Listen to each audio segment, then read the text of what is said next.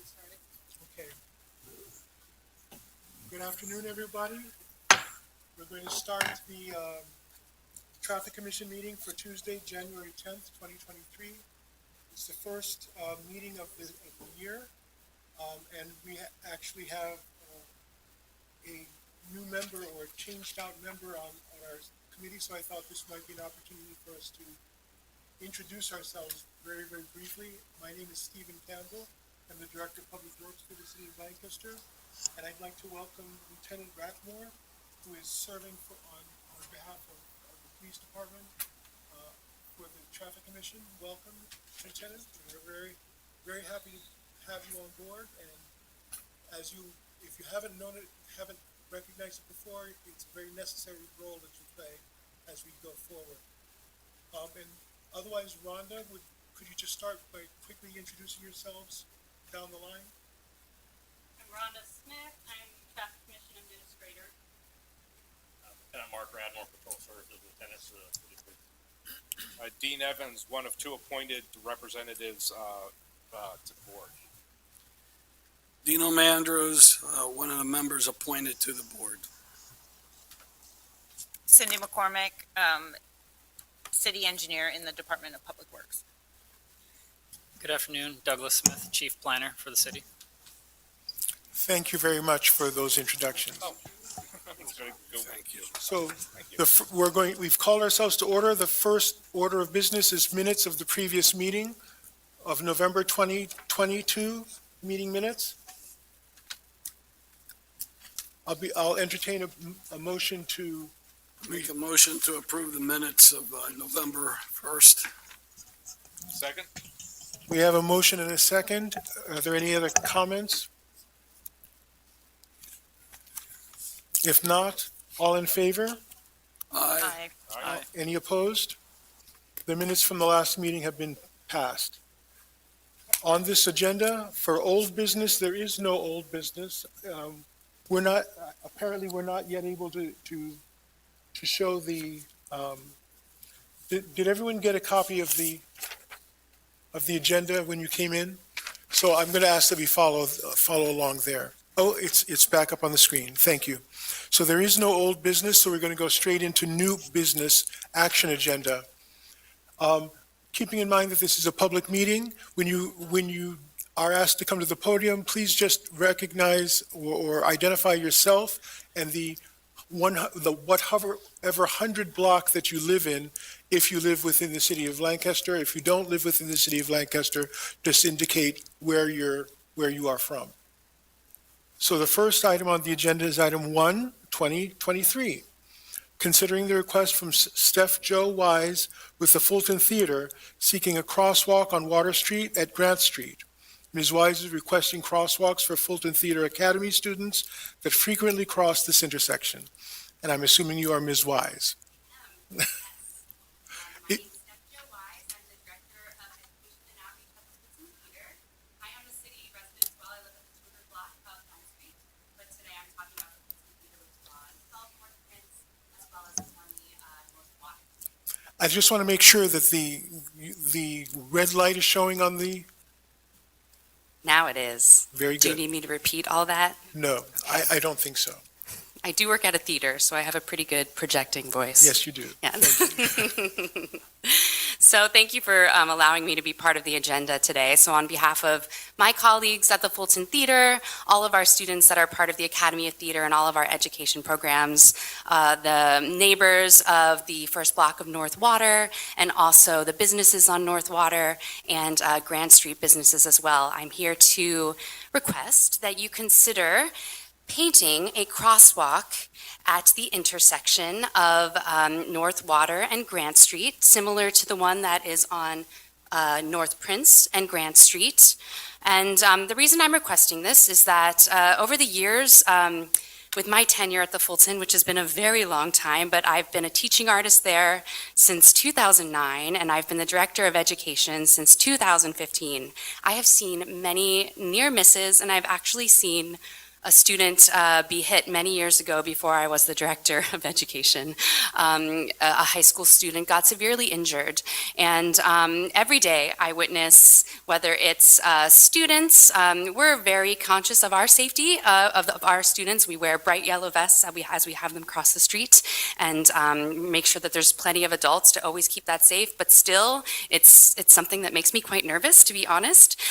There's Victor Yelothin's dance studio up on Grant Street, which is, you can't see it in this shot, but it's only a couple buildings up if you turn down to the left from what we're looking at.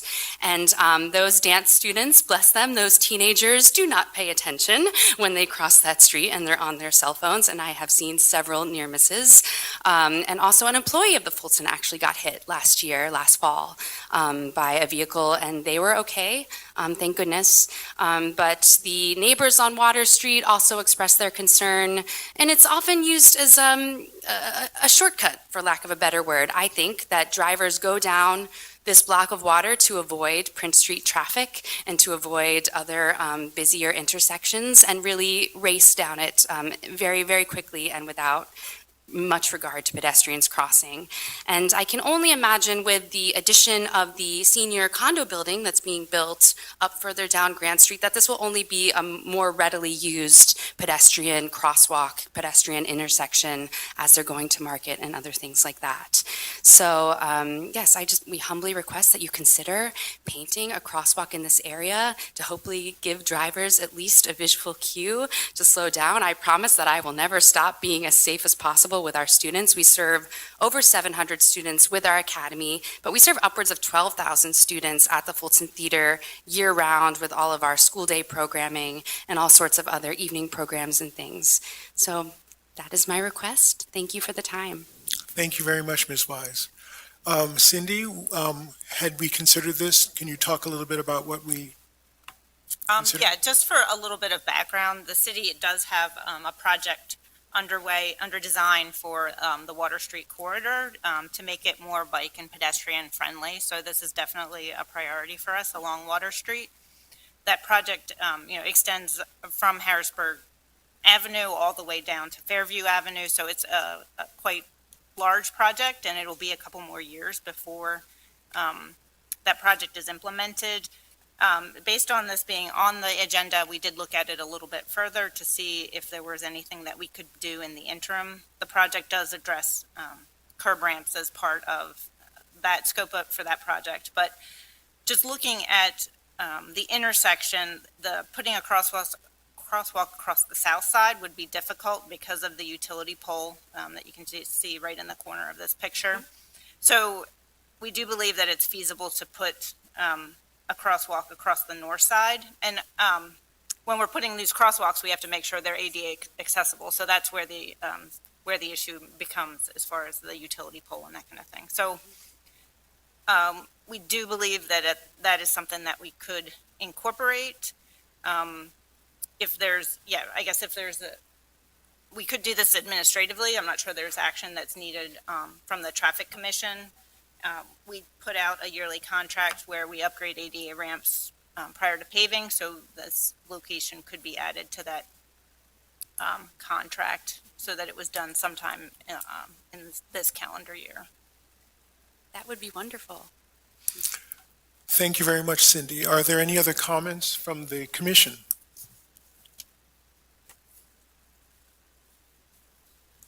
Are there any comments from the public regarding this matter besides Ms. Wise? Does anyone want to make a proposal or a recommendation here? Mr. Campbell, just one question. I'm familiar with this route. A lot of people, of course, use West Grant Street to come downtown. It's a pedestrian way for a lot of residents who live further west from here. And I'm just wondering whether the Water Street bike plan and bike and ped plan has any consideration to more of like an intersection approach rather than just piano keys that cross. Like, I'm thinking about the ways that we've done North Christian Street. And the only reason I bring that up is because of the inadequate room on the east side of the street, and there's not an ADA ramp, it looks like, in either location.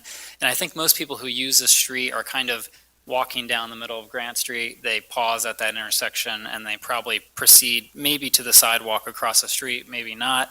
I don't know if that's something we want to encourage, but perhaps we could also just look at that and some other implementation strategies. Thank you. Cindy, would you like to comment? Yeah, it is a good point in that, similar to other locations like Christian Street, we are sort of taking the approach where the entire intersection is maybe more of, trying to highlight the entire intersection since there is no, sidewalk on Grant Street that people are transitioning across.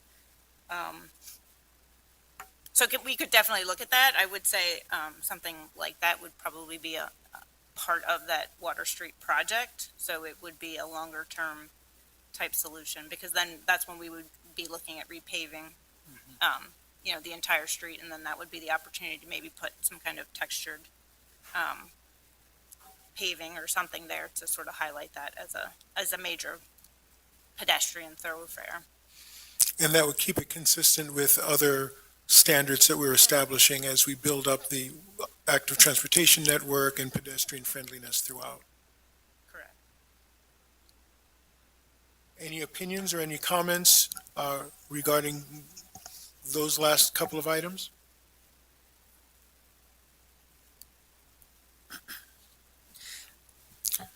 And would we, if we're looking at this, at least considering it, would we be able to report back out within the next couple of commission meetings to let people know if we've decided to do it administratively versus incorporating it into the overall project?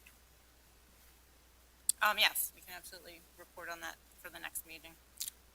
So, given that this is likely an administrative matter, my understanding is we don't have to take specific action on this, but we can commit that we will be reporting back either at the next or at the following Traffic Commission meeting.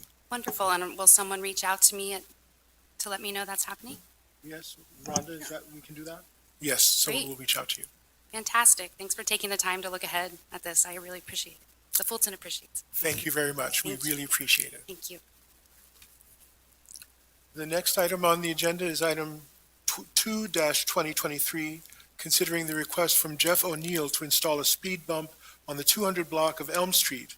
Mr. O'Neill is seeking a speed bump or an assessment for consideration of one-way flow. Mr. O'Neill?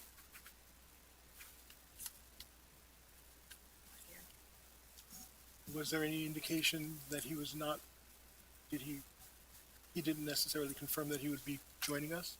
No, I didn't get any response back. Is there any information that we are able to entertain in his absence? Just what would be in the background.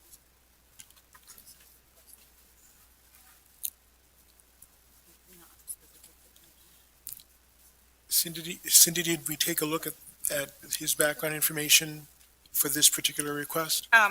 Yeah, I did look at what the specific issues that they had that were identified related to this. It's, I guess the concern is related to speed or, traffic calming.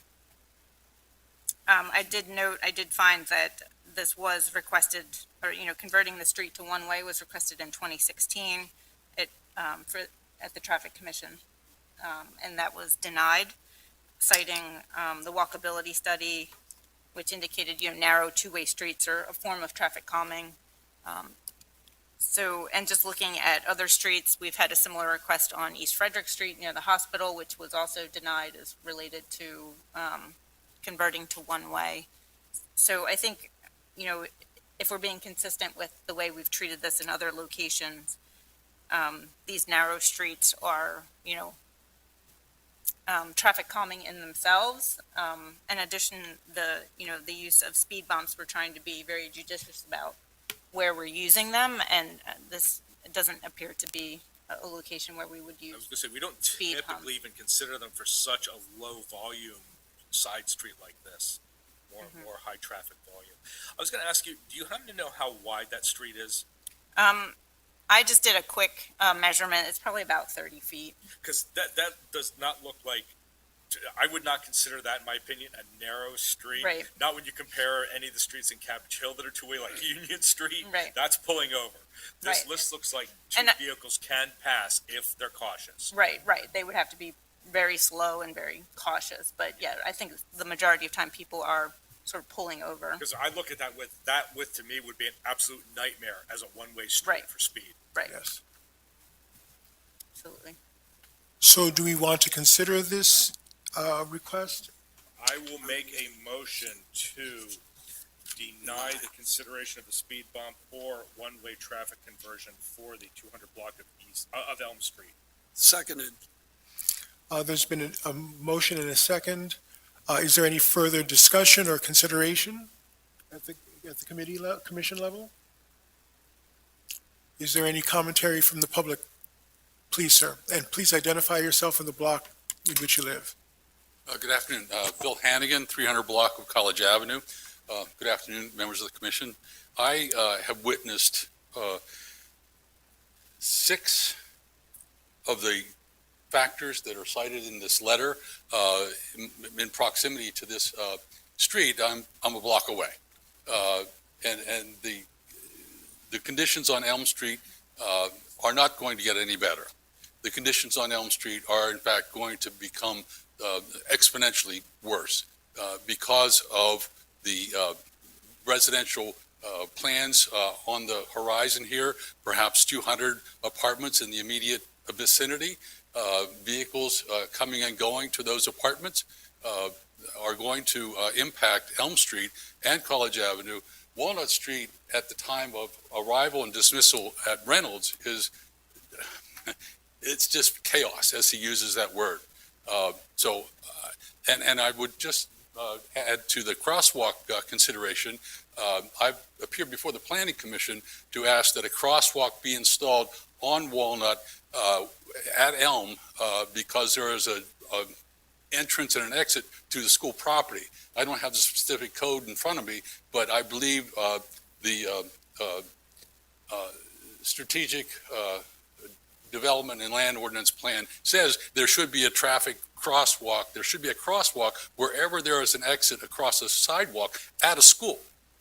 That doesn't exist, but it's in the code and should be required. So, the narrowness of this street, the volume of traffic on this street, the chaos on West Walnut while school is beginning or ending in session are all factors that we can see right now.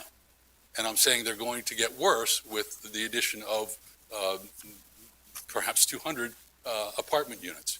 So I would ask you to think somehow of addressing the situation here and anticipating that, trouble's on the horizon. Thank you very much. Before you step away, is that to say that there's one or more of the things that Mr. O'Neill has requested that you would prefer take place? Well, I think the volume of traffic on the street is a factor of people peeling away from the curb at the Reynolds Middle School and pulling southbound onto Elm Street to avoid the light. That to me is a critical factor, a safety factor that needs to be addressed in some way. I've witnessed it. There's a bike lane that goes east to west as you go through the intersection from Walnut and Elm to Walnut and College.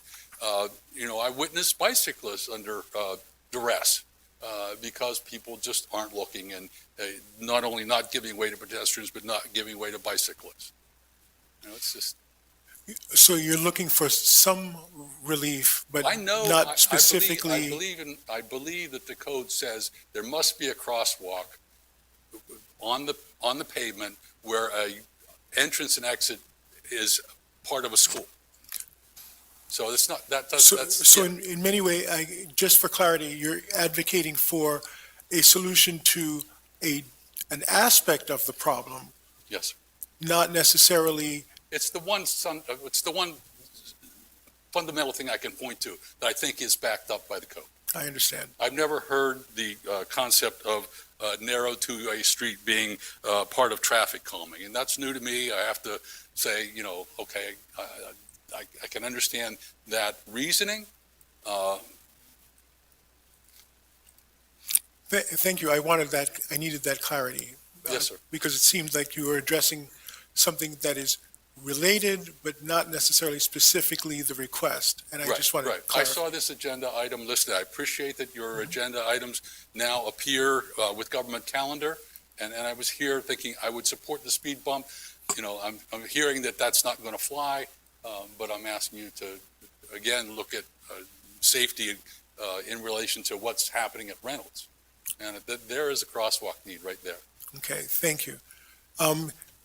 Does anyone want to speak to, I'm sorry, I've forgotten your name already. I Bill. apologize. Bill's concern and the reference in the code to the crosswalk. Sure, Director Campbell, I can briefly speak to that and then maybe invite Cindy's comments as well. So I believe the section of code that Mr. Hannigan is referencing is in the subdivision and land development ordinance. That code is only applied when there's a subdivision or land development that's occurring. And the impacts would have to be directly tied to the improvement that's being requested. So in this case, the nearby development could be, 250 College Ave, the redevelopment of the hospital, or 213 College Ave. In those cases, planning staff and engineering did not look at this particular intersection of Elm going to the school. I think maybe in retrospect, the land development for the school could have been looked at for a crosswalk here, but was not at that time. That land development was maybe 5 or 6 years ago that was approved. This could be looked at now by the city if we desired. I believe that this has come up in an earlier meeting, the challenge of doing it, not to say it's insurmountable, but on the south side, which would probably be the more appropriate, the east side of the intersection of Elm and Walnut would probably be the more appropriate location for a crosswalk because on the west side, there's a driveway directly across the street, so it wouldn't be prudent to have people crossing the street there. But on the east side of that intersection, there's a tree, there's a no parking sign, a fire hydrant, and a telephone pole, which makes installing an ADA ramp more complicated. Again, not insurmountable, but it requires moving a lot of infrastructure. I think if we want to discuss this, we should probably have a separate agenda item to delve into that more deeply, or engineering and planning can take a look at that. Thank you. Sure, and I'll just add, I do appreciate the comment about the safe routes to school aspect here. Certainly, it's a very busy street. We want children crossing safely and staff crossing safely from the school. So I do think it's worth at least a conversation about it. Are there other comments from the commission regarding this item? I did want to make a clarification. Now, my denial of this is based on the here and now. Once the projects are starting to get built out on College Avenue, if we start seeing traffic issues on the street, then I would say it's definitely within the purview of the traffic commissioner or the citizenry to come back. But I'm looking at this from the here and now as far as his request for the speed bump. Was there a second to that? Yes, sir. Okay, there was. Okay, great. And is there any other concern about what Mr. Hannigan had raised? Any lesser action that might be taken or might be desired to be taken, given the circumstance?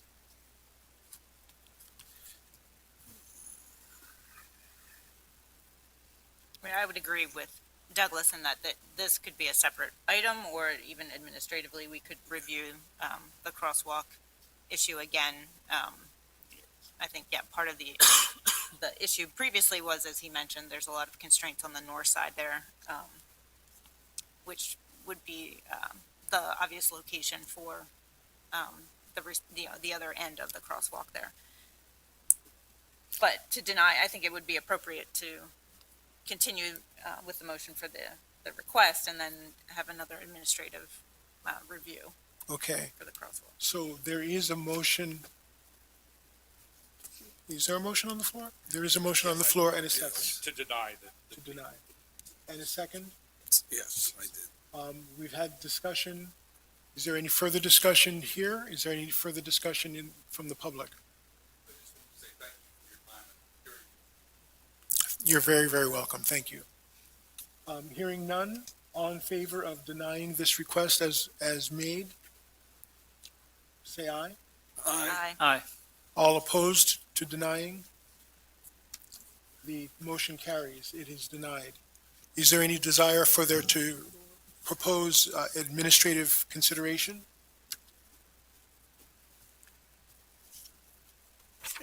To do the administrative work like adding the crosswalk, et cetera, yeah, or to explore it? to explore it, yes.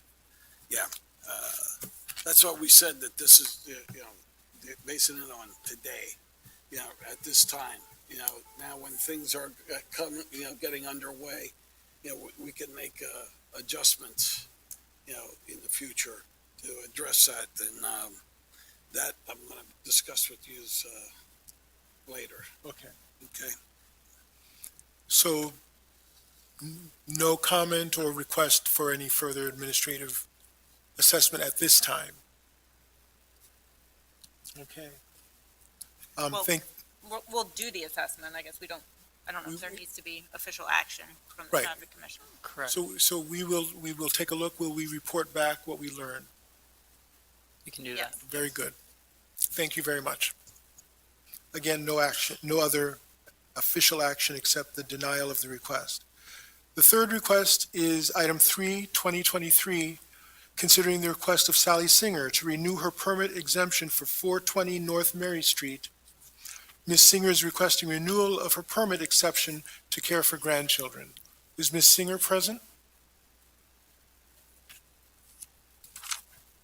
Welcome, Ms. Singer. My name is Sally Singer. I live in Mountville, but I'm. Can here you for- bring Sorry. the? Is that better? Yes, it is. I'm Sally Singer. I live in Mountville, but I'm here for 420 North Mary Street in Lancaster. And that's in his own parking area. Okay, I had a permit since 2021 November when I was here in front of you, and you granted me a permit then. And because it was late in the year, someone extended that permit through 2022. Now it's expired, and I'm back to request an exemption for 2023. has any of the situation that presented the first request changed? Is there any update? Well, Anything different? My health situation is worse, but there's still two parents who park there.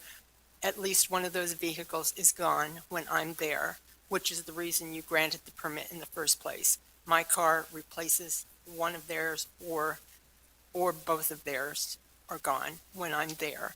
I babysit two children now instead of one, and I need that, personally need the exemption more than ever. I fell in January of last year, fractured my shoulder, and because I had been broadsided by a truck earlier, rehab did not go well, so I have basically no function on my right arm, and I have to take one of my other grandchildren to kindergarten twice a week in Mountville. So that means I have to take the 6-month-old baby and put him in the car along with whatever I need for that hour-and-a-quarter trip. And so it would be very, very helpful if I don't have to park off of that street and carry him and all that stuff with one arm. But everything else is about the same.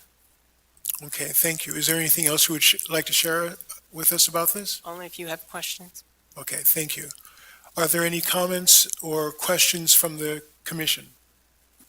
No, just Cindy, had you looked at the situation before, what the situation was before? Are we willing to entertain a motion? Yeah, I'm going to make a motion to approve 3/2023. There's been a motion. Is there a second? Second? There's been a motion and a second. Is there any further discussion?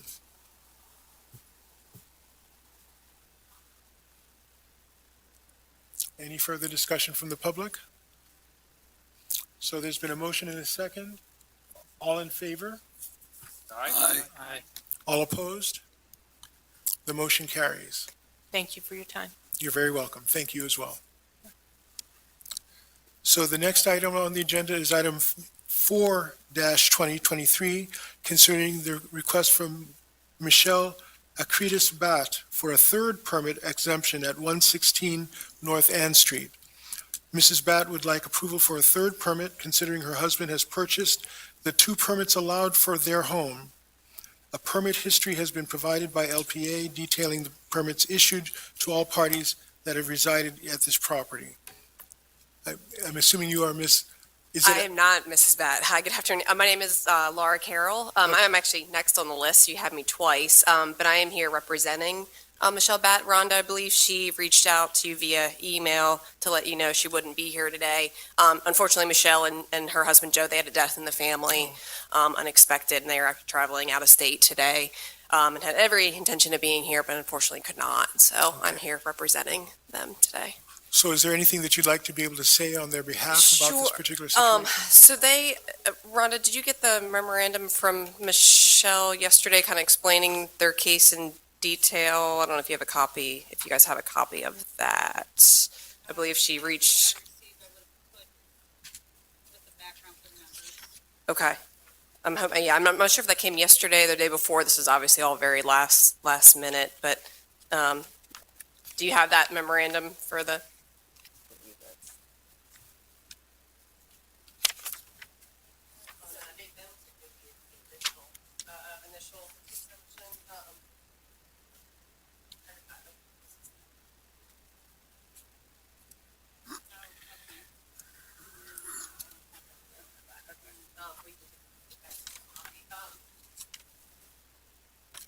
So, well, you have Michelle's initial letter there. Michelle and Joe are both, they were public defenders here in Lancaster County for many years, and so they wrote a very concise case, much better than I could probably write it and explain it. But I'd be happy to kind of read through that since you don't have a copy of the most recent kind of explanation for why they're requesting a third permit. So Michelle is at 116 North Ann Street.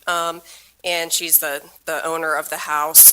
Joe, her now husband, moved in with her after he was deployed overseas. And at that time, they were both working for the Public Defender's Office, had 2 vehicles at that time. They have since both left the Public Defender's Office, and I know Joe's job is up in Fort Indiantown Gap, working for the military. And he had a truck and decided that it was really not very economical from a fuel perspective, and he decided to purchase a more fuel efficient vehicle, which was a Ford. It's on here somewhere, I believe, but it's a little Ford car. And so they essentially have 3 vehicles currently. Joe went ahead and found a parking garage where he parks one of his vehicles at any given time, and that's located outside of the city somewhere. And so essentially what he does is he kind of trades off his vehicles depending on what he's doing. And so his day-to-day vehicle is the small fuel-efficient car, and then when he wants to trade it out, he just goes and trades it out. And so even though they have 3 cars, they only keep 2 vehicles on the street, if that makes sense. And so they applied for this third permit last year and was approved at that time. So this is something that they have been doing all last year, and it has not caused an issue. And as a fellow neighbor, I will tell you it has not caused an issue. I have no objection to it. He's essentially just kind of trading out, which vehicle he's keeping on the street. So when they went to apply for the 2023 permit, they were denied that third permit for that vehicle. So they're just looking for approval for that for this year. Well, thank you for that. There's a phrase in here that perplexes me a little bit. I don't know if you have the ability to clarify it. It Sure. says, her husband has purchased the 2 permits allowed for their home?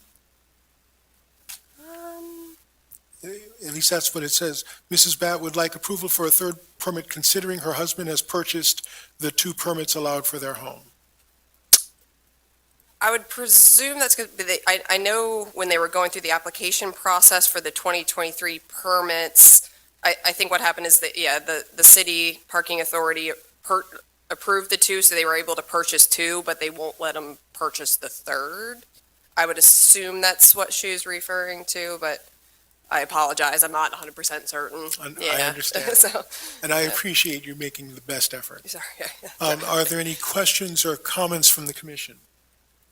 Oh, I'm sorry, Rhonda? Within the background is an email, when I asked Science Parking Authority for information, it does show the record of their request. So that's in there. And like I said, they did have this approval last year, or for whatever reason, it was approved last year, and it has been working well. They have to come back So they're just, to renew. Understood. So in reference to, so we're talking about, 3 of 2023, Sally Singer, so they have had 3 permits at one time? No, we're talking about It's Michelle Ann Street.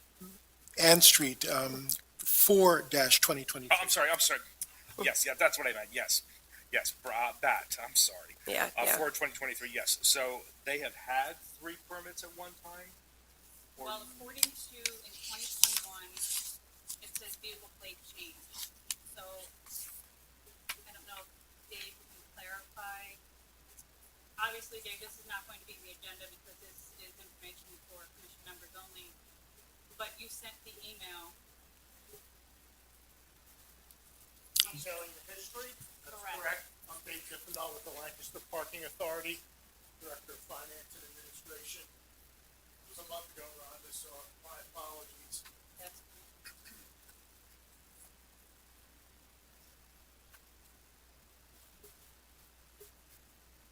So in 2022, there were 2 permits issued to that address, And only 2.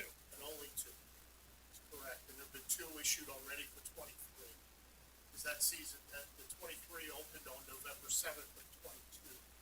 So for clarification, is there any time when there has actually been a 3rd permit? Does not appear to be. So what happened in 2021? I'd have to go back and look. says vehicle plate change. Yeah, it looks like, yeah. So they had a permit, so there was in 21, there was a permit issued to Miss Acretus? Acretus Bat, yes. Yeah. And then, there were 2 permits issued to Mr. Bat Of the same address? to the same address, but there was a vehicle that, for a plate change. I got it. So I believe there were only ever 2 issued permits. I understand. There may be a misunderstanding of what a permit is. Yeah, a permit gets issued to the plate, but if the plate changes, a new permit is issued for the new plate. So Correct. it looks like there's 3, but in reality, there's Correct. not. Okay, Correct. that explained it, okay. Yes, and that block is residential parking, but the 0 Hunter block of North End is not residential parking, and the 200 block of North End is not residential parking. So they do have a provision to move their vehicle to one of the connecting blocks. Thank you very much for that. Thank you, Dave. So any further comment from members on the commission? I'm sorry, are we gonna make are we just still discussing, or are we making a motion? We can make a motion, we can do either, we can make a motion. Looking at this, there's only been 2 permits, I'm gonna say stick with that. Don't go with the 3rd. There's no precedent for it. And we need to stick with the ordinance. Any further comment? It may just need to be made clear to the bats Yeah. what the situation is. And can I make a comment? Of course, I wasn't aware of that information. But I guess my confusion would be, and because they are my next door neighbor, I know Joe was always parking on our block, which is the 100 block, either vehicle, and not both vehicles at the same time. But so in theory, he'd be getting ticketed all the time. He was doing one or the other that wasn't like whatever plate wasn't on there. So there might even be confusing with the parking authority on that, because otherwise that vehicle would always be getting ticketed after 6 p.m. So it almost I kind of understand seems like there'd be 3. there may need to be permits, yeah. clarity made on both sides, but that would not justify making the exception to perpetuate something that's not ordinarily approved of into the future. But I hear your point. Yeah, Anything else, anything further from the commission? Mr. Campbell, I'll just add for the sake of conversation, I mean, if both vehicles are registered in his name, if he owns both of them, and there's no one else, there's not another adult that's going to be driving the second vehicle. I know that these situations are hard to legislate, but it appears to me he can only drive one vehicle at a time. He's likely going to park one if there's a lease or something that he can demonstrate that he parks at this other location. There's likely only ever going to be one vehicle on the street, but I understand that that's sort of a nuanced situation to regulate. So be it as it may. I was kind of sympathetic of that, but there's no way to necessarily say that he wouldn't stop, nothing would stop him from bringing all three vehicles onto the street because he's got three permits. That's Understood. that was the area I was approaching it from the legislative, that look, we say two permits, we mean two permits, it's got to stay two permits. You know, sure, there can be exemptions, and we do exemptions, but this is an interesting circumstance where we've almost never granted a third permit for a third vehicle for the same address. You know, we've done three permits repeatedly for the same address, but there's been exemptions, like the lady before who lives in Mountville but comes into the city just long enough to take care of kids and come in and out. would there be a consideration? I mean, I think he did document it here, and I'm sure he'd be willing to show you the proof that, you know, he pays $60 a month to park his vehicle, and he listed the name of the garage, and I apologize because it's not, it may take me a minute to find it, but he did list it on here where The he problem pays is, to put the from other parking vehicle. authority point of view, when we pull the address up, one permit, two permit, three permit. We don't know what vehicles where. We just three permits, and then we all of a sudden see somebody's exceeding the number of permits allowed under the ordinance. Instead of two, they've got three. We question that. Whether they park one somewhere else, we don't know that. We never know that. But we go by the record of the parking authority when we're looking at the list. This address has three permits, and we have to question why. Is there any further discussion on this matter then? Is there any further discussion from the public? So there's been a motion and a second? That was- I didn't make a motion. Would you like to make a motion? I will make a motion to deny the third permit for 2023. There's been a motion. Is there a second? I'll second. Motion and a second. Is there any further discussion? I think this is the further discussion that I would make is that there needs to be clarity given to the BATS about the nature of holding the permits. Sure. Hearing none, all in favor, say aye. Aye. All opposed? The motion to deny is carried. Thank you very much. I very much appreciate that. Thank you very much, Dave. The next item is 5-2023, considering the request of Ms. Carroll to renew her permit exemption on a work vehicle for 114 North Ann. Ms. Carroll is requesting a third permit to have her personal vehicle and a work vehicle, as well as a personal vehicle belonging to her husband, Alec Kreider. A permit history has been provided by LPA detailing the permits issued to all parties that have resided at this property. Okay. Would you All like right, to now it's me. So yeah, I'm at the 100 block of North Ann Street. And so I purchased this home back in 2017 and have been the sole owner of the property. I have two vehicles. So I have my personal vehicle, which is a Subaru Forester, and I also have my work vehicle, which is a Ford F-150. So my profession is a veterinarian. I'm very fortunate to have a job that I love and I'm very passionate about.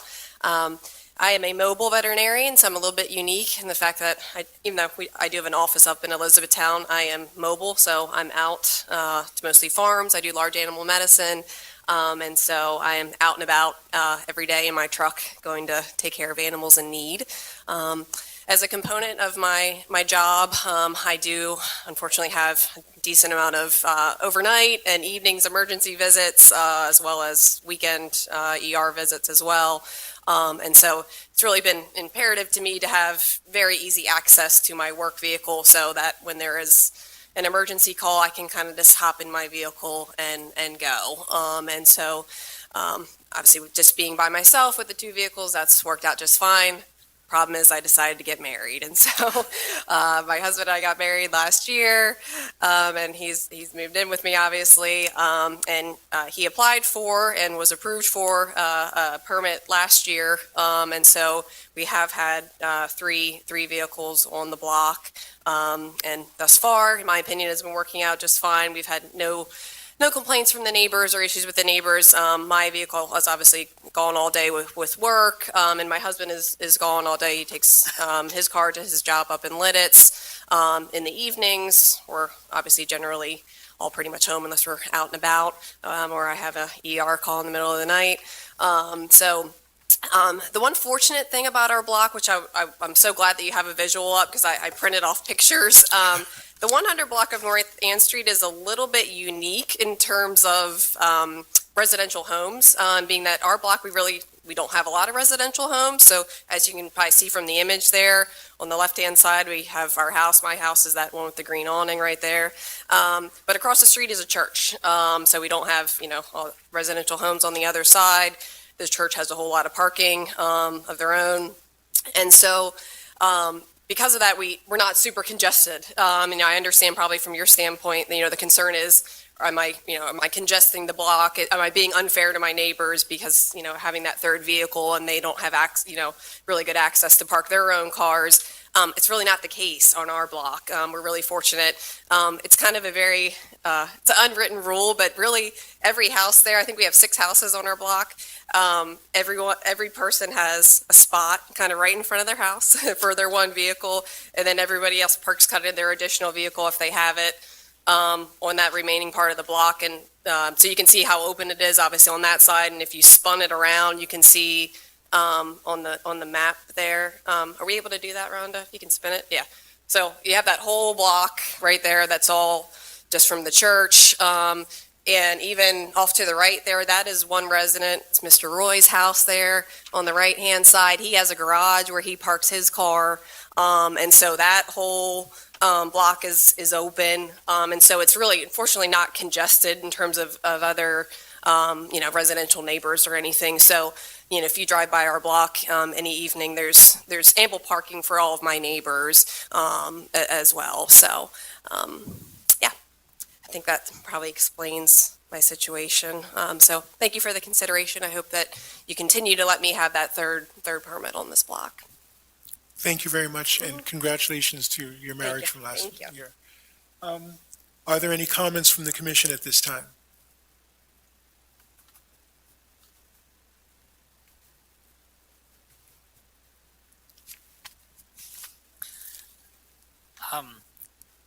I would think we were wondering why there was residential permit parking on this block to begin with. I didn't know if you wanted to offer any history on that. I mean, with the church across the street, it just seemed to me that maybe there isn't a need for the residential parking there. I'm highlighting a comment Cindy made to me, and it's stuck in my ear, and I'm still thinking about it. Yeah, so my one comment, and I've been moved here in 2017, so I haven't been on this block very long, but some of my neighbors have been there for a couple decades. And what I heard from one neighbor, she said that they initially requested it actually because they felt like people that were visiting the church were really kind of abusing the policy, even though they have tons of parking. They have a big parking lot there, and then if you go up the block past Orange Street, they have a large parking lot. But apparently, they were really parking on our block, on the 100 block, from what I heard. And so I think that there was maybe, I don't know how many years ago, some sort of an issue brought up from the community members about how much the church visitors were abusing that for whatever reason. And so that's what I heard was the reasoning for that. And maybe there's history of that or documentation of that years ago. But that's what I heard. So. Dave, are you able to, is there any other supporting information that you might be able to share, or? I do not know when that block went into the program, but I would concur with Douglas's question of this does not fit the normal window of why a block is BRT. People can park for 2 hours. So if you're going, unless the church event is taking more than 2 hours, those church parishioners are welcome to park, unfortunately, park on your block as they see fit, up to 2 hours. So, I did see on the sign that there's no exceptions after 6, so Correct, it yeah. looks like it's an evening. and it is a nighttime RP. Yeah.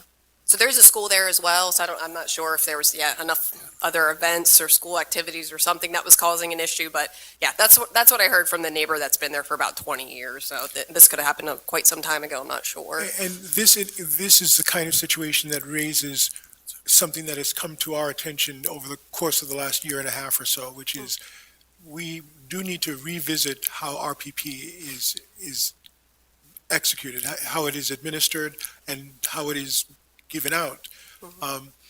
At this moment, what it often does is it creates an unnecessary demand for adjacent blocks to do exactly the same thing, which means we have fewer parking spaces available, but more parking spaces that are often vacant.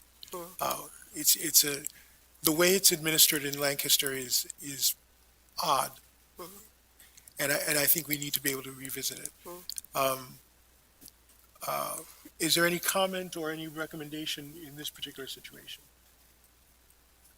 Question I have is, what's the status on getting the parking permits revisions? Has that been updated, or what's the status on that at this time? It's a very good question, and it has not been moving as quickly as I would like, and that's largely my doing, not making sure that we're presenting the case to the public and being able to get the feedback that I'm looking for. Over the course of the month of January and February, that will be more aggressive so that we get more of the input and we can present to the public what the parking situation quadrant by quadrant is. But you're correct. When this came up about a year and a half ago, we instituted an unofficial moratorium on reissuing RPP with the hope that there could be a relatively simple solution. And the more we learned, it's not quite as simple a solution as we would like. But it does need to be addressed because the need for parking is still great. And RPP, the way it is currently administered, has created a demand for parking that is an unrealistic demand. So that, I mean, in one sense, that unofficial moratorium still exists. If it is, I mean, I don't want to be putting you in an untoward situation, but if it is the case that there's not a huge demand for the parking that's already there, it may be a rare situation if you don't get the third permit for RPP in this location. But I just want to hear if there's any other comments from the commission.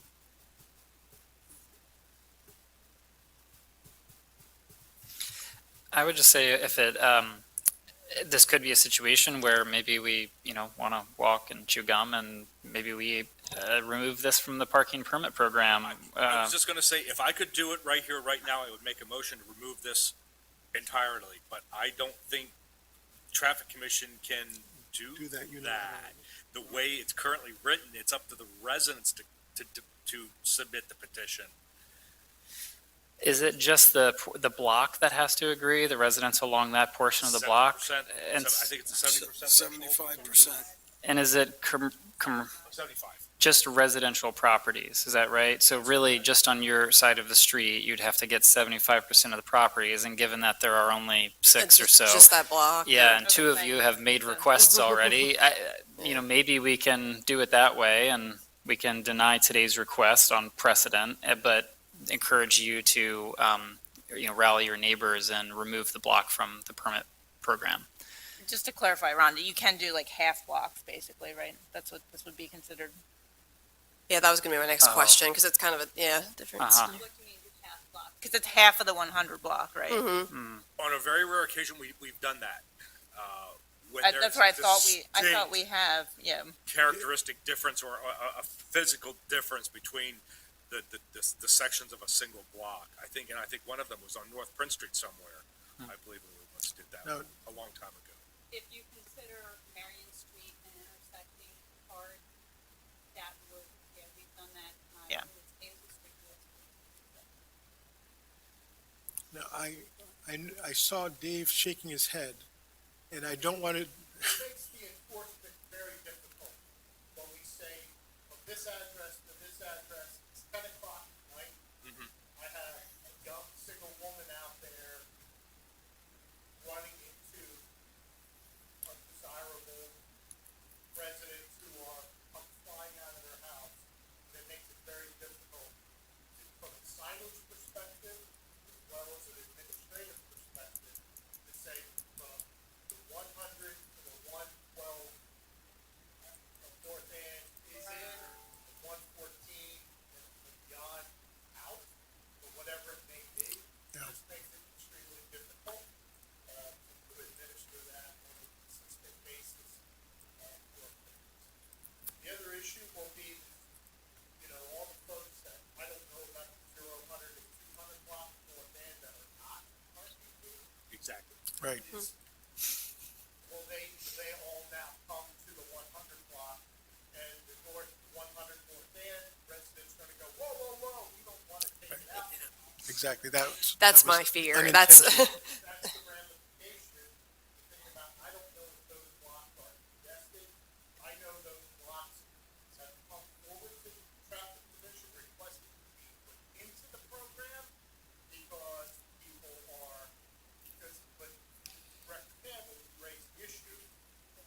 The 100 block has ample inventory, 0, 100, and 200 block, at least if those residents have complained, it is very difficult to park in situation. Right. So we have supply and demand not in balance.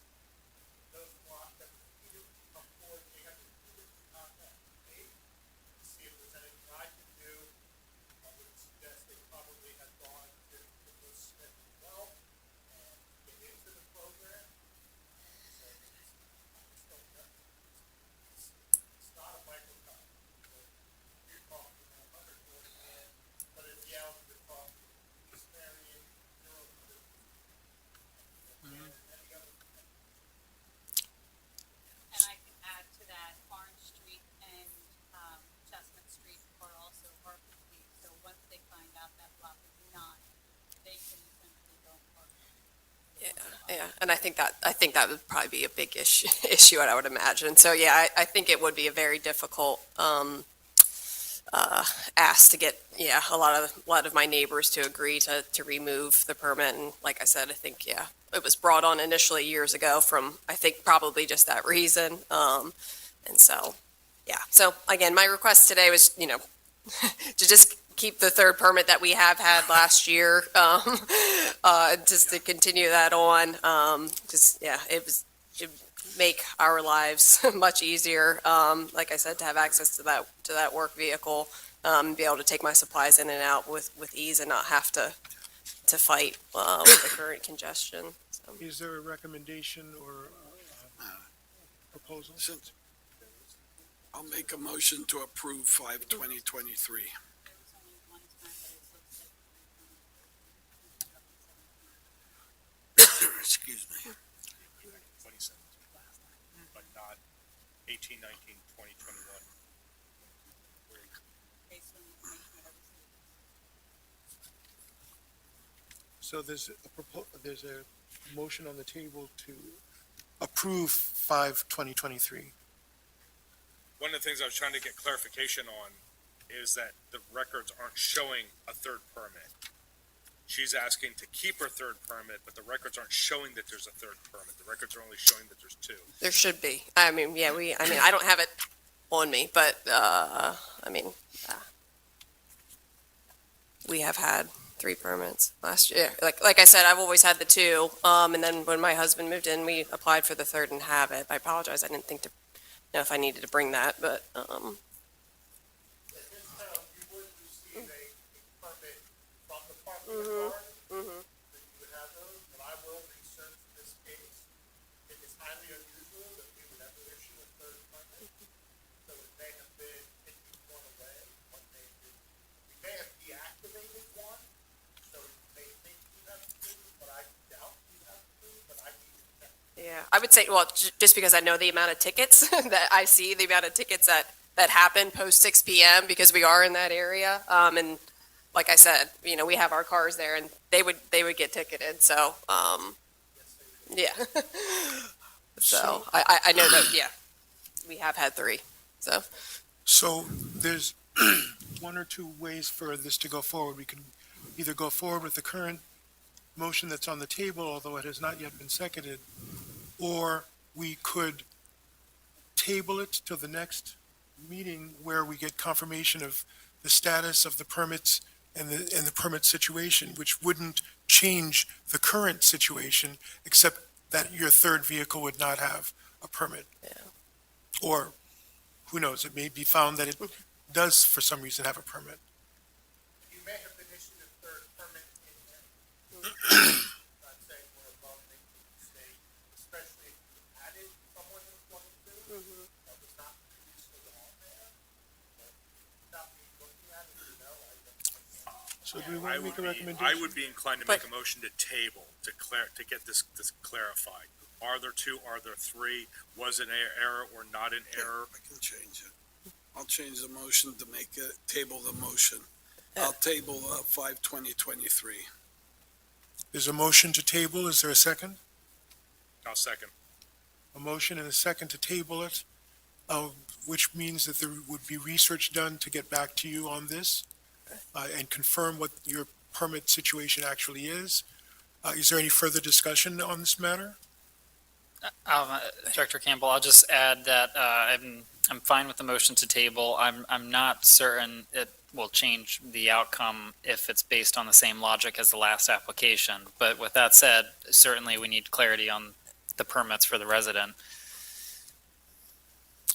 Understood. Okay. Fully understood. yeah, I guess that's also my clarifying question. Not that I don't want to come back. But, yeah, whether it was maybe an error or not an error, yeah, the ask is the same, I guess, on my end, is for the 3rd. And so, instead of maybe waiting 2 months and wasting hopefully not wasting your time, but taking up your time, again, is there a better way to deal with it? I guess my ask is going to be the same, right? Even if we find out, oh, oops, we made a mistake, I'm still going to be potentially asking for an exemption. Does that make sense? Yeah. It's, Yeah, it does make sense. you know what I mean? Like, I hate to come here again in 2 months and then, I'm going to be pleading the same. But in the last one, we did not approve the 3rd permit. And the intention would be to stay consistent with not having more than 2 permits to a particular situation. So even if you were to ask, you'd be asking for an exception that we generally do not grant. Okay. The situation might be it may be that there's a legal or a permitted reason why there's that 3rd permit. I can't imagine what it is, but that would be the key advantage. Coming back and unless I'm misunderstanding, coming back and asking for the 3rd permit as a special exception I'm imagining based on our previous discussion, would not be granted. Right, I don't know that the parking authority has the authority to issue a 3rd permit, correct? So if they did, that's what I'd like to find out. If they did it in error. Right, where so it gives us, at least it gives us a 2-month break here to understand if they did it in error, what's the next step? Because we'll know if it's an error very quickly, and then we can determine what the next step is. And Would we be, if we determine if it's an error, is it possible for it to be addressed on an administrative level with that confirmation? I think so. so that instead of having to wait for the full 2 months, you'd, as soon as we learn what the actual situation is, we could get back to you and say, you have 2 permits. It's unlikely that you'd be getting a third because we generally do not give the third, and you wouldn't have to wait until the end of the second month. That seems fair, yeah, and if it makes sense, yeah, I can't recall the exact circumstances when my husband, because he handled it, in the application process, but we did submit a letter from my employer, just kind of stating that, we have the work vehicle and this is why I have the work vehicle and that sort of thing, and that letter was submitted to the parking authority, and then we got the approval, so I'm assuming maybe there was just some sort of approval process on their end. So what I'm hearing is we've got a motion to table and a second. The comments would be that the research would be done and we could get back to you on an administrative level Okay, and be able to report out at the next meeting what the results of that administrative research is. okay, so, I will get back to this next week. Okay, very okay, good. and then I'll hear something from Honda, okay. All right, Okay. thank you for your time. You're very, very welcome. So we have that motion and a second. All in favor? Aye. All opposed? Thank you very much. Thank you. Okay. The last item on the action agenda is item 6-2023. Consider the request from Dowtrick Engineering for approval of the final land development plan at 40 Longfellow Drive. Please review memorandum, project summary, and other attachments. You're representing Dowtrick Engineering? Yes, I'm Randy Dowtrick. Very I good. completed the plans. I'm from Warnersville, Berks County. WPE is proposing a 4-unit apartment building at 40 Longfellow. By the ordinance, I was informed anything over 3 units, we had to get approval. We have 4 units to get approval from the Traffic Commission. I'm here to answer whatever questions I can. I'm not Can you sure- speak a little bit closer to the, I'm here to answer whatever questions you need. I'm not sure, this is the first time having to go through the Traffic Commission, so I submitted everything to the commission. I don't know if you have questions for me. thank you very Like I much. said, we have 3 units was the threshold, we have 4, so we're 1 over the threshold. Thank you very much. Sure. Cindy, I know that you had looked at this situation. I don't know if Douglas, you had looked at the situation as well. Is there any commentary you'd like to share? Director Campbell, I actually have nothing to add other than that I think we should approve the request. This was reviewed extensively, approved by every other board and commission. This was actually, we flagged this issue late in the land development process, so the Planning Commission sort of unusually just decided to take action on the land development plan because really everything else was in good shape. A condition of that approval was that the Traffic Commission act on the driveway. I believe that the design has been vetted by engineering. The plan is near to satisfying all of its conditions. I would recommend that we approve. Thank you. Anything further, Cindy? No, I mean, Rhonda, if you want to, I think it's, if we pulled up that C3, is it 3? The PDF, C3. just so the commission can actually see what the plan entails. But it's basically a single unit that's located along, this is Longfellow, right? Yeah. That's located along Longfellow, and there's 2 sets of driveways, or basically two parking spots that are directly adjacent to the roadway. And they're sort of grouped in 2, so we can provide sort of these trees and some Yes. other buffering there. But this is in primarily a single-family residential neighborhood, so we don't really see any impacts related to these driveways. No high traffic on that. Right. Yeah. Any further comment or questions from the commission? Any further comment or questions from the public? Do I hear a motion? I'll make a motion to approve sorry, I don't have the agenda, to approve action item 6-2023 as requested. I'll second that. There's been a motion and a second. Is there any further discussion? If not, all in favor? Aye. All right, Any opposed? The motion carries. I appreciate it. Thank you. You are very, very welcome. Thank you. Now we go into our consent agenda, where historically we've taken them as a group. Handicap parking, there are 8 addresses. For signs that have been removed, there are 10 addresses. For parking signs, there are none.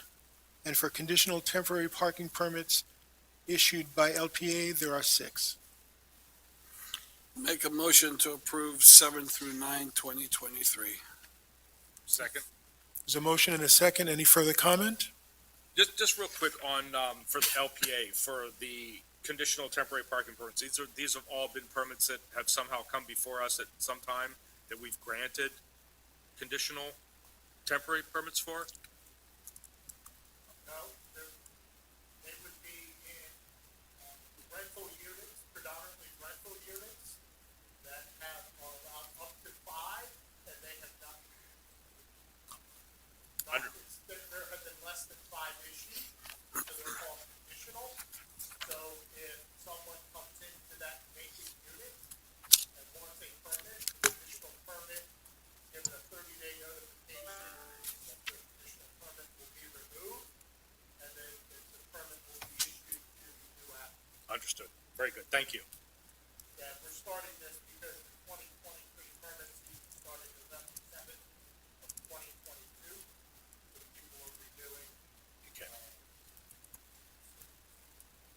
If I can only comment, items 4 and 5, obviously the parking authority did flag those third permit requests, and they were denied.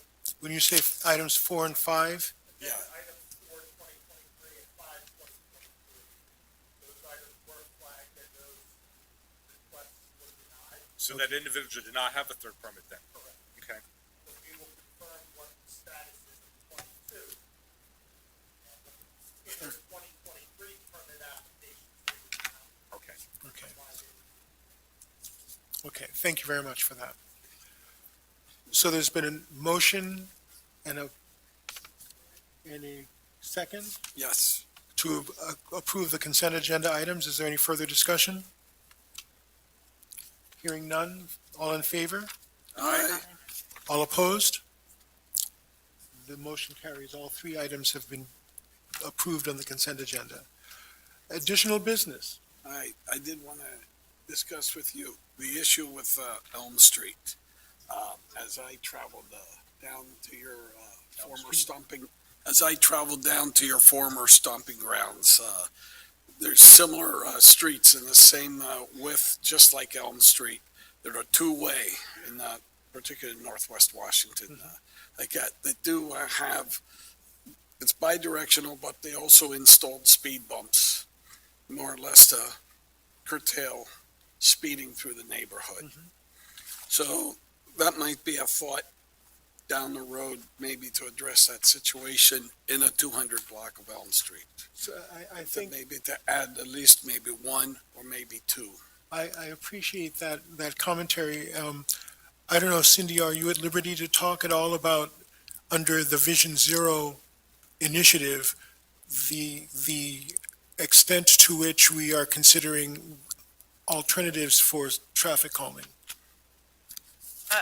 It would be our desire as part of the Vision Zero initiative, if we obtained funding, to have sort of like a neighborhood slow program to identify sort of countermeasures that could be implemented, or, to maybe be more targeted about where we're installing that traffic calming, because it's a pretty consistent complaint throughout the city. That's what I'm saying, is something, if when the situation arises as the development occurs, maybe something to look at to see, do we, would it be feasible to install one just to curtail any issues of speeding through that?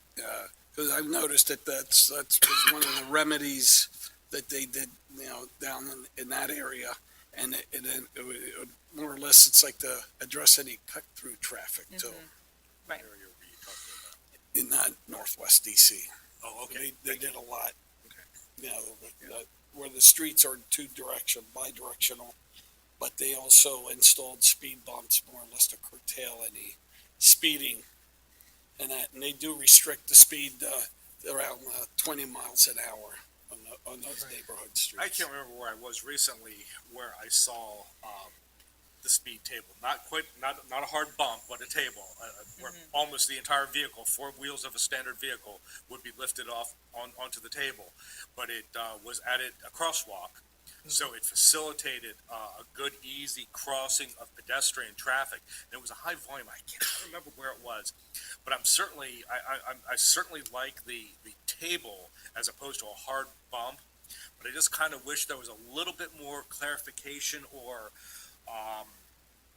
input on how, DOT approaches these things. I mean, sure, College Avenue, you got kids everywhere. Those speed tables are absolutely necessary. That would be an insane road without those two speed tables, even though they're further down. They certainly do serve a purpose there at F&M and everything. But on a side residential street, that was my approach on denying, because, right now there's not an issue in my opinion, but who knows when all this is built out, if this complex has that access out on Elm Street, which It does they not, are or correct. not. So the Elm Street College Ave, it's 213 College Ave development, only has entering on Elm Street and no exiting. All the exiting traffic, and there's actually a second entrance too, along College Ave. So in the traffic study that was done, I believe that they actually omitted Elm Street just based on the very limited traffic that the developer and the traffic engineer anticipated seeing on Elm Street. But there is going to be traffic, and that's something we can address later on. I definitely don't think we should be putting things in because of the possibility. I think we should be more, I hate to say this because I'm always the one being critical of people being reactive as opposed to proactive, but this is one of these circumstances where it should be reactive, not proactive. We shouldn't do something thinking that it's going to happen and it never happens, and we went and spent all the money, for tables, this, that, and the problem never manifested itself. I think we should, if there's a problem, I think then we should address it, and I think we can address it fairly quickly.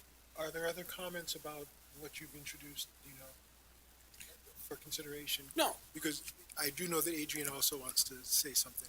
My only request is that if,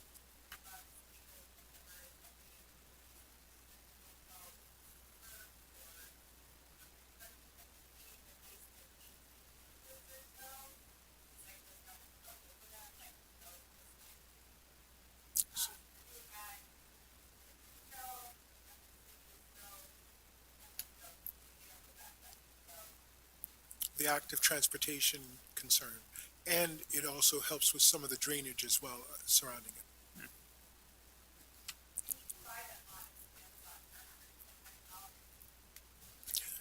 That was, Yeah, it's good that you pointed that out, because I was going to tell you that where I was, this table actually had a very gradual rise and drop off, and it would be perfect for cyclists. Would not have a problem with it.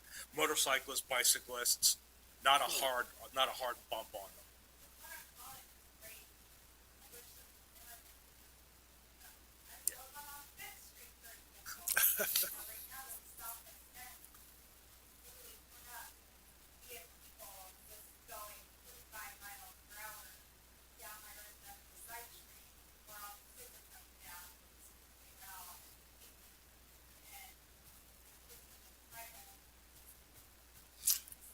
Okay, is there any further commentary on this? If not, we have exhausted our agenda. Rhonda?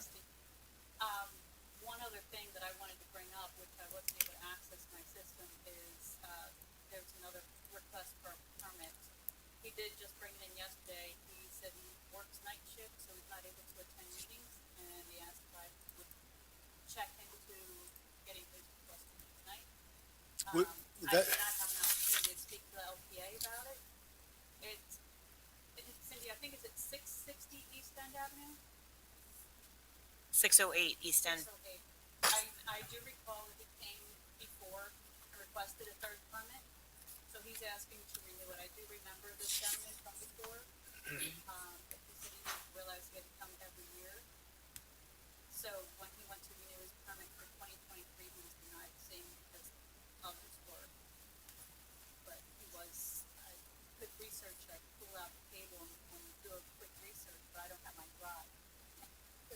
And he was denied because it was an additional permit? Yes. So you already had 3 vehicles? There were 2 permits.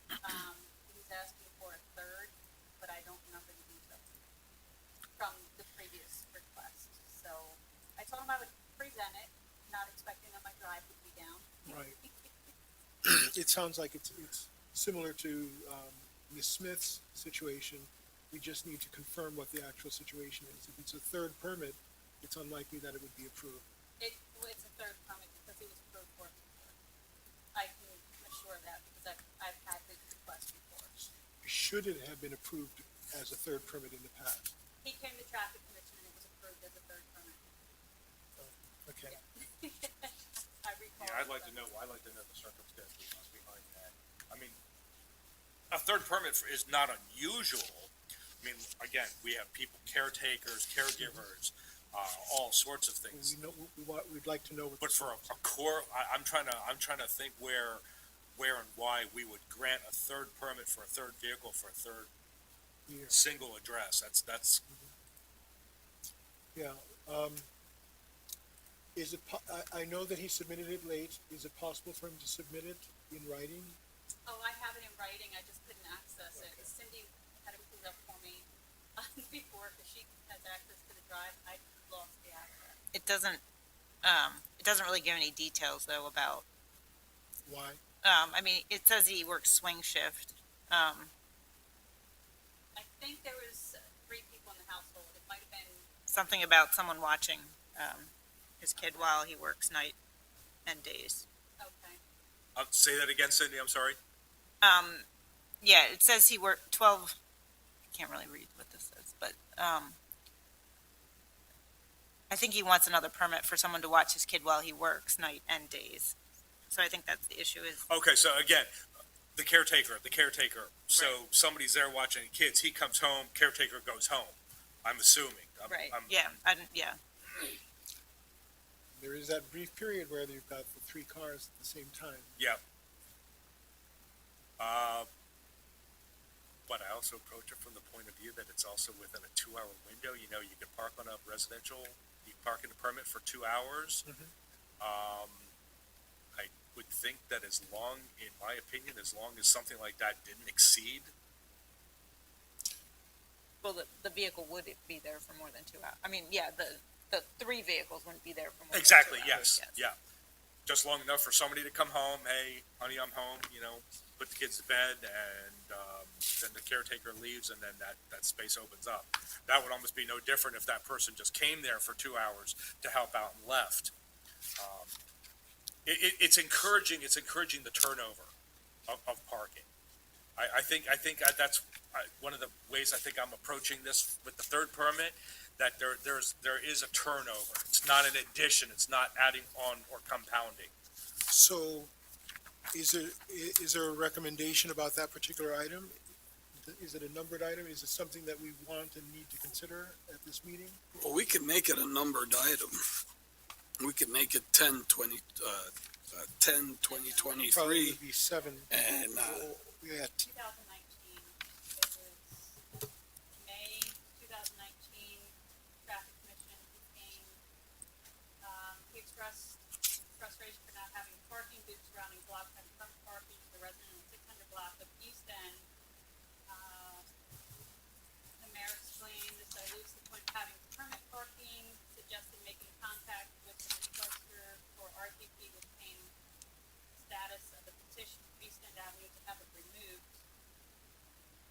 Mr. Mandros made a motion to table the request, so it would have gone to July 2019. Pull those meetings.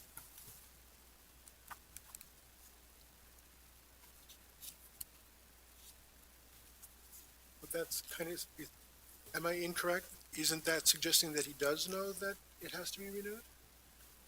They were petitioning to have permit parking removed on that block.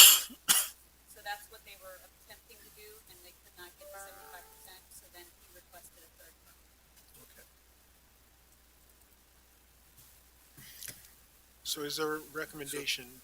so, should we make this put it on the agenda as 10/20, 10/2023 is making a request Under action agenda. for that, so I guess because it's mentioned. since the last one's 9/2023, obviously, I think the next figure would be 10. And then are we tabling it for clarification again to see what the circumstances behind this? We're just making a new request because he's not here, although I don't know if he'll make it here because he's scheduled. He may not make it here, but we could either address it as, if we do it the way we did it the last one, it's a matter of doing the research to confirm if it conforms and therefore can be acted upon administratively, or it's tabled and waited until the next meeting to be able to have perhaps more written support of what the reasoning is. Yeah, if like, for example, if this is indeed a caretaker request, I'd have no objection to it, but if this is again a third permit for a third vehicle for a single residence, and Right. I would say no, And at this moment, we don't know. We don't know. we don't know, and we have generally been taking people's word that it is a caretaker that's being sought. We haven't asked for anything in particular as proof. Or even an affidavit. I was gonna say I was gonna say the proof would be the registration of the when LPA has a request for a permit, you get information about the vehicle, correct? Vehicle, make, model, color, plate, and state. And state, okay, so you wouldn't necessarily know if the vehicle is actually a city resident or not then? Rhonda has They have to update. provide, well, yes, let me clarify, yes. If you submit for a residential parking permit, you submit the driver's license, the registration, and your card. Okay, If any of those do not match the applicant address, you have to provide proof of residency. Lease, property tax bill, something of the kind. okay, and so then it would end up coming out, back up, yeah. Okay. So Hey, Rhonda. So this, I misread the first one when it was tabled. I have it in italics that 75% of signatures were obtained approved permit parking. So this was just to approve permit parking on that block. That's what this one, so I would have to go back and research a little bit more. Okay, so, 500 and 600 block of East End Avenue are, Right. time, day and night, residential parking, 700 blocks. Right, and it looks like it was just approved in 2019, 600 block was just approved in 2019. so then what,